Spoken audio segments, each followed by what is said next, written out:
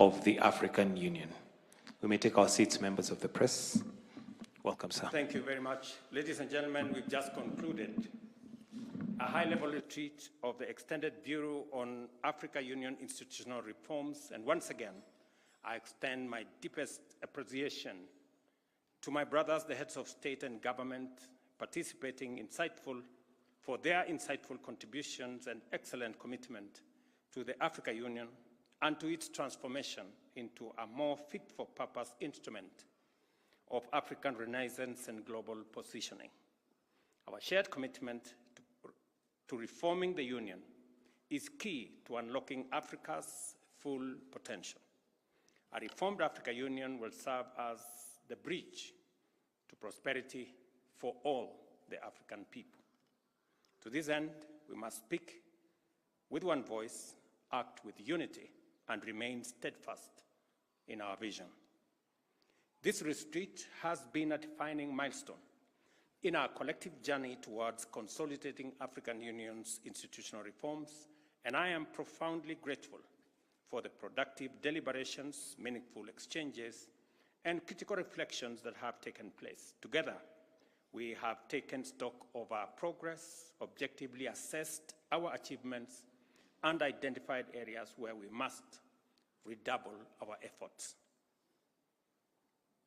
I note that reforming the African Union is not a solitary task, but a complex, interlinked, and shared undertaking that demands our collective resolve.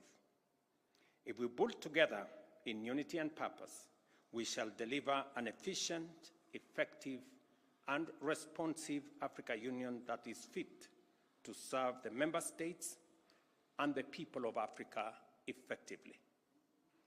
Throughout our discussions, we have identified key priorities that will shape our focus in the coming months, and today's outcomes represent a crucial step in mobilizing political will, fostering consensus, and building the momentum needed to finalize the remaining aspects of the reform. While commendable progress has been made, much remains to be done. To achieve lasting and impactful change, the African Union Commission Chairperson and the Commission itself, including the Executive Council and the Permanent Representatives Committee, must pull in the same direction and accelerate their efforts to implement what has been agreed upon with speed, precision, and efficiency. I thank the heads of state and government for supporting the establishment of the Committee of African Heads of State and Government on Institutional Reform. What we agreed today in this retreat is about four critical aspects that to broaden the ownership of the reform process and to enhance the momentum and to provide strategic leadership for the implementation process, we have decided that apart from the champion that was appointed, we need a committee of 5 to drive the implementation of the already agreed reforms of the different agencies, institutions, and organs. Secondly, we also agreed that for a continent with as much potential as Africa, with a population of 1.4 billion people, with the highest resources of energy and natural resources, with the demographic dividend being the youngest continent, a continent that will probably have 25% of the world's workforce in the next 20 years or 25 years, and a continent that will be the largest single market by 2050.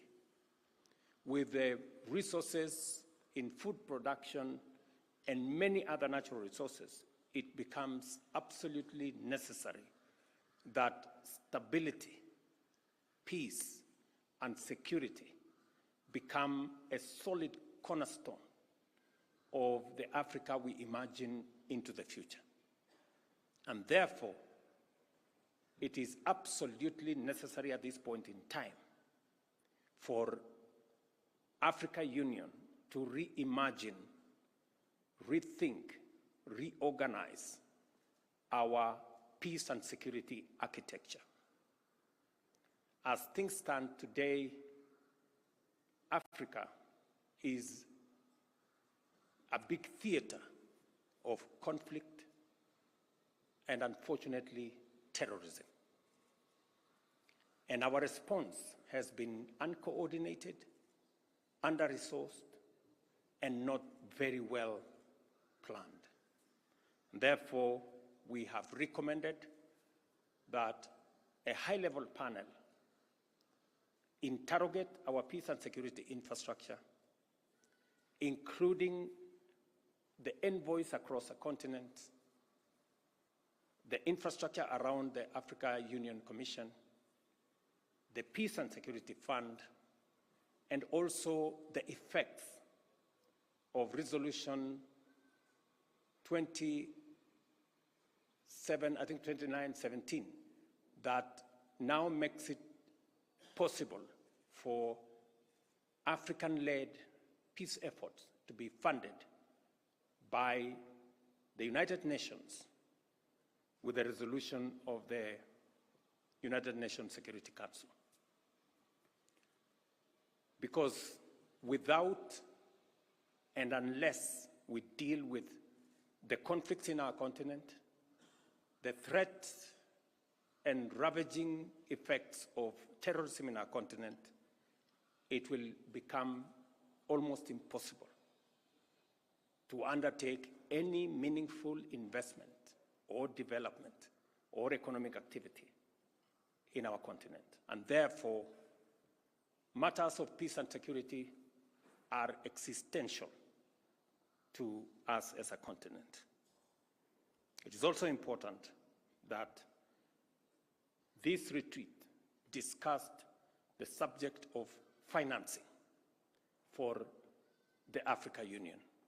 We did undertake that we will finance 100% of the operational budget, 75% of the program budget, and 25% of the peace and security budget. But that has not been attained.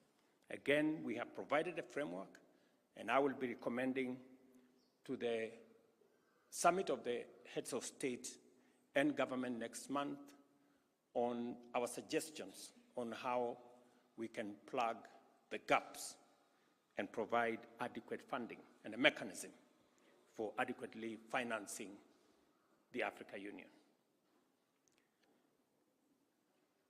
The third issue that we have agreed on is the operationalization